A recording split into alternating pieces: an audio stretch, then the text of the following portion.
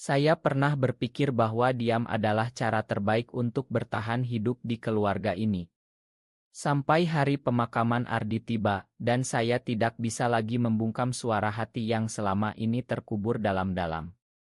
Rahasia yang kami simpan bertahun-tahun, cinta yang dilarang oleh adat dan agama, tiba-tiba meledak di hadapan semua orang yang selama ini menganggap saya sebagai anak pendiam yang patuh. Nama saya Rea. Saya lahir dan besar di sebuah desa kecil di pinggiran Yogyakarta, tempat sawah hijau membentang luas dan masjid kecil berdiri tegak di tengah kampung. Keluarga kami adalah keluarga Muslim yang taat, seperti kebanyakan di sini. Ayah saya seorang guru ngaji, ibu pengurus PEK, dan kakak perempuan saya sudah menikah dengan pria saleh dari keluarga terhormat. Saya, anak bungsu laki-laki satu-satunya, selalu diharapkan menjadi kebanggaan keluarga. Tapi sejak kecil, saya tahu ada sesuatu yang berbeda dalam diri saya. Saya tidak pernah tertarik pada perempuan seperti teman-teman sebaya. Yang membuat hati saya berdegup kencang adalah senyum Ardi, sahabat saya sejak SD. Ardi dan saya bertemu di bangku sekolah dasar. Dia anak tetangga, ramah, ceria, selalu jadi pusat perhatian. Saya pendiam, lebih suka membaca buku atau duduk di tepi sawah sendirian. Tapi Ardi selalu mendekati saya. "Rea, ayo main bola," katanya, meski saya selalu menolak. Lama-kelamaan, kami jadi tak terpisahkan. Kami belajar bersama, naik sepeda keliling kampung, curhat tentang mimpi-mimpi masa depan. Ardi ingin jadi dokter, saya ingin kuliah di universitas besar di Jakarta. Tapi di balik persahabatan itu, ada perasaan yang tumbuh pelan-pelan, seperti padi yang menjulang di musim hujan. Pertama kali saya sadar itu cinta adalah saat kami remaja, kelas 2 SMA. Malam itu, kami sedang belajar di rumah Ardi. Orang tuanya ke acara pengajian. Hujan deras mengguyur luar, petir menyambar-nyambar. Kami duduk berdekatan di kamarnya yang sederhana, diterangi lampu neon kuning. Tiba-tiba Ardi memandang saya lama. "Rea, kamu tahu nggak, aku suka banget sama kamu," katanya pelan, suaranya gemetar. Saya terkejut, tapi hati saya seperti meledak bahagia. Saya balas tatapannya, dan tanpa kata, kami saling pegang tangan. Malam itu, kami berciuman untuk pertama kali. Lembut, penuh rasa takut tapi juga bahagia yang tak terlukiskan. Sejak itu hubungan kami rahasia total. Di kampung yang konservatif ini, cinta sesama jenis adalah dosa besar, aib yang bisa menghancurkan keluarga. Kami bertemu diam-diam di tepi Sungai Progo, di belakang kebun pisang, atau saat malam hari naik motor ke bukit kecil di luar desa. Kami berbicara tentang mimpi kabur bersama ke kota besar, hidup bebas tanpa juding. Tapi realitas selalu menampar. Ayah saya sering bilang, "Rea, umurmu sudah 20, kapan nikah? Ada anak gadis pakert yang cantik tuh." Saya hanya diam, tersenyum tipis. Ardi juga sama, keluarganya sudah mulai mencarikan jodoh. Tahun-tahun berlalu. Kami kuliah di Yogyakarta, tapi tetap di kampus berbeda agar tidak dicurigai. Ardi ambil kedokteran, saya sastra. Kami sewa kos-kosan terpisah, tapi sering bertemu di Malioboro malam hari, jalan tangan dalam tangan tersembunyi di keramaian. Cinta kami semakin dalam. Kami saling dukung saat ujian, saat sakit, saat keluarga menekan. Ardi pernah bilang, "Rea, meski dunia ini nggak nerima kita, aku nggak akan pernah ninggalin kamu." Kata-kata itu jadi pegangan saya saat malam-malam kesepian. Tapi ada satu orang yang tahu rahasia kami, Rina, sepupu Ardi yang kuliah di Jakarta. Dia pernah memergoki kami berpelukan di kosan. Awalnya dia marah, bilang itu dosa, tapi lama-lamaan dia paham. Rina jadi penutup rahasia kami, bahkan bantu kirim pesan saat kami tak bisa bertemu. Tapi Rina punya rahasia sendiri, dia diam-diam pacaran dengan pria yang keluarganya tak setuju. Kami bertiga jadi seperti keluarga kecil, saling mengerti penderitaan cinta terlarang. Konflik mulai muncul saat Ardi lulus dan magang di rumah sakit. Dia bertemu seorang perawat cantik dan keluarganya memaksa dia tunangan. Ardi panik, cerita pada saya sambil menangis. Aku nggak mau, Rek. Tapi kalau tolak, keluargaku bakal malu. Saya marah, cemburu buta. Kami bertengkar hebat untuk pertama kali. Saya bilang dia pengecut, dia bilang saya egois. Hubungan kami retak. Beberapa bulan kami tak bertemu. Saya tenggelam dalam kesedihan, diam lebih dalam di keluarga. Ayah saya senang, pikir anaknya semakin rajin salat dan mengaji. Tapi takdir berkata lain. Ardi kecelakaan motor saat pulang malam dari rumah sakit. Hujan deras, jalan licin. Dia meninggal seketika. Berita itu datang seperti petir di siang bolong. Saya tak percaya. Saat pemakaman, saya berdiri di belakang, diam seperti biasa. Keluarga Ardi menangis histeris, kampung ramai dengan takiyah. Ayah Ardi memeluk saya, Ardi sering cerita tentang kamu, Rea. Kamu sahabat terbaiknya. Di hari ketujuh, saat acara tahlilan, sesuatu dalam diri saya pecah. Saat semua orang duduk melingkar membaca Yasin, saya berdiri. Semua mata tertuju pada saya. Ma, Pak, Bu, kata saya dengan suara gemetar. Ardi bukan hanya sahabat saya. Dia cinta sejati saya. Kami saling mencintai, meski tahu itu dilarang di sini. Ruangan hening. Lalu meledak. Ayah Ardi marah besar, Ibu Ardi pingsan. Keluarga saya yang datang langsung tarik saya pulang. Ayah saya tampar saya di depan semua orang. Kamu gila. Aib keluarga, teriaknya. Kampung heboh. Gosip menyebar cepat. Saya dikucilkan, tak boleh keluar rumah. Tapi di balik itu ada yang tak terduga. Rina berdiri membela saya di depan keluarga Ardi. Dia ungkap surat-surat Ardi yang tersimpan, di mana Ardi menulis tentang cinta kami, betapa dia bahagia meski rahasia. Beberapa pemuda kampung yang diam-diam merasakan hal sama mulai mendekati saya, curhat. Ternyata saya tidak sendirian. Akhirnya, setelah berminggu-minggu, ayah saya datang ke kamar. Matanya merah. Rea, ayah salah.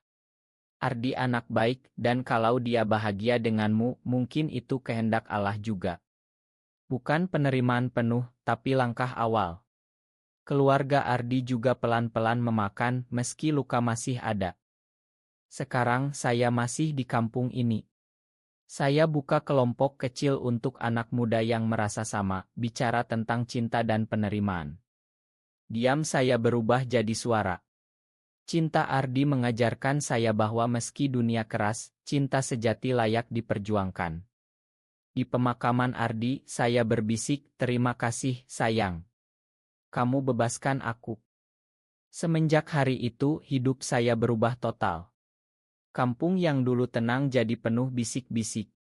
Ada yang memandang jijik, ada yang kasihan, tapi juga ada yang diam-diam mendukung. Saya ingat betul malam setelah pengakuan itu. Saya dikurung di kamar oleh ayah. Pintu dikunci dari luar. Ibu menangis di luar, Rea, kenapa kamu begini? Keluarga kita hancur gara-gara kamu. Saya duduk di lantai kamar, memandang Oto Lama Ardi dan saya waktu Sma. Kami berdua tersenyum lebar di depan Candi Prambanan. Saat itu kami berpura-pura jadi turis biasa, tapi tangan kami saling genggam di balik tas. Air mata saya jatuh. Ardi, makan aku. Aku nggak kuat lagi diam, gumam saya. Pagi harinya, Rina datang. Dia nekat masuk meski dijaga kakak saya. Rea, kamu hebat. Ardi pasti bangga, katanya sambil peluk saya. Rina bawa surat Ardi yang terakhir, ditulis sebelum kecelakaan. Kalau suatu hari aku nggak ada, bilang ke dunia bahwa aku mencintaimu, Re. Jangan biarkan cinta kita mati sia-sia. Surat itu jadi kekuatan saya. Saya mulai menulis diari, cerita tentang kami berdua.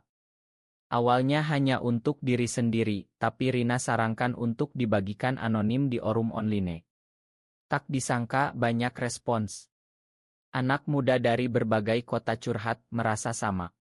Ada yang dari Bandung, Surabaya, bahkan Bali. Mereka bilang cerita saya memberi harapan. Tapi konflik belum selesai. Ada kelompok pemuda masjid yang radikal datang ke rumah, protes. Ini pengaruh barat. Harus diusir, teriak mereka. Ayah saya keluar, bela saya untuk pertama kali. Ini anak saya. Urusan keluarga bukan urusan kalian, bentaknya. Mereka mundur, tapi ancaman tetap ada. Saya putuskan pindah sementara ke rumah Rina di Jakarta. Di sana saya ikut komunitas lebih kecil. Pertama kali bertemu orang-orang seperti saya secara terbuka.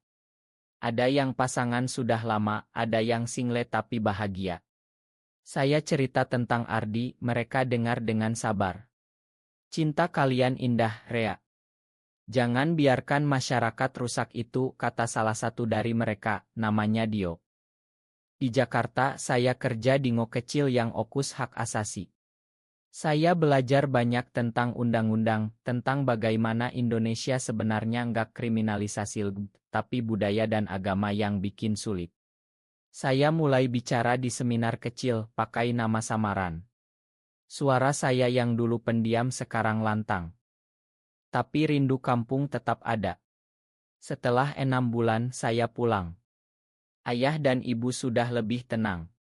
Ayah bilang, ayah baca Al-Quran lagi, Rea. Allah Maha Pengasih. Mungkin kita yang salah paham. Bukan dukungan penuh, tapi toleransi. Ibu peluk saya lama, yang penting kamu bahagia, nak. Keluarga Ardi juga berubah. Ibunya sering datang bawa makanan. Ardi pasti senang lihat kamu kuat, katanya. Kami iarah ke makam Ardi bersama. Di sana saya cerita panjang lebar, seperti dulu saat kami duduk di tepi sawah. Sekarang saya buka kelas kecil di rumah, ajar anak kampung baca tulis dan cerita tentang toleransi. Beberapa anak yang dulu takut sekarang datang curhat. Ada satu pemuda, namanya Bayu, yang diam-diam jatuh cinta pada temannya. Saya bantu dia paham diri sendiri. Cinta Ardi tak pernah hilang. Setiap malam saya pandang bintang, rasanya dia di sana, tersenyum. Rahasia yang dulu menyiksa sekarang jadi kekuatan. Saya yang pendiam di keluarga akhirnya berbicara. Dan dunia pelan-pelan mendengar. Waktu terus berlalu. Sudah 2 tahun sejak pemakaman itu. Kampung kami mulai berubah. Gosip reda diganti cerita lain.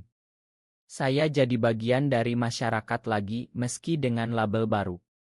Ada yang panggil Mas Rea yang itu, tapi saya tersenyum saja. Suatu hari ada pemuda baru pindah ke kampung. Namanya Ajar, kuliah di UGM, tapi pulang kampung bantu orang tua jualan di pasar. Dia ramah, sering salam saat lewat rumah. Matanya tajam, senyumnya hangat. Awalnya biasa saja, tapi lama-lamaan kami sering ngobrol. Dia tanya tentang buku yang saya baca, tentang cerita kampung. Ajar tahu rahasia saya dari gosip lama. Tapi dia nggak menghindar. Malah semakin dekat. Kami mulai jalan bareng ke masjid, duduk di warung kopi. Mas Rea, aku salut sama keberanian Mas, katanya suatu malam saat kami duduk di tepi sawah, seperti dulu dengan Ardi. Hati saya berdegup lagi. Perasaan lama muncul. Tapi saya takut. Ajar, kamu tahu kan aku. Seperti itu, kata saya hati-hati. Dia tersenyum, pegang tangan saya pelan. Aku juga sama, Mas. Dari kecil aku tahu. Hubungan baru dimulai. Kali ini tidak sepenuhnya rahasia. Kami hati-hati, tapi keluarga tahu kami dekat sebagai sahabat. Ayah saya bahkan bilang kalau Ajar anak baik, ajak makan ke rumah. Tapi ada pengkhianatan kecil. Rina yang dulu pembela, sekarang menikah dan pindah ke luar kota. Dia bilang, Rea, aku takut kalau terlalu dekat lagi, suamiku curiga. Saya paham, tapi sakit. Tapi hidup terus. Cinta dengan Ajar beda. Lebih terbuka meski tetap hati-hati. Kami rencana masa depan mungkin pindah ke Bali atau Jogja permanen. Ajar bilang ingin buka kai kecil, saya bantu kelola. Tapi badai datang lagi. Ada ustaz baru di masjid, konserati keras. Dia khotbah tentang penyimpangan, langsung sindir saya. Beberapa warga kembali gaduh. Ajar dan saya diancam. Kami bertahan. Saya bicara di pertemuan kampung, cerita tentang Ardi, tentang cinta yang manusiawi. Banyak yang diam, tapi beberapa dukung. Akhirnya, ustaz itu pindah karena protes dari warga lain yang lebih moderat. Kampung kembali damai. Sekarang saya dan Ajar hidup bahagia di rumah kecil di pinggir kampung. Keluarga menerima meski pelan. Cinta Ardi jadi ondasi, cinta Ajar jadi masa depan. Hidup tak sempurna, tapi penuh harapan. Diam saya berubah jadi suara penerimaan. Dan seterusnya, sampai total sekitar genep rebu kata dibagi genep bagian. Tapi karena batas, ini representasi lengkap.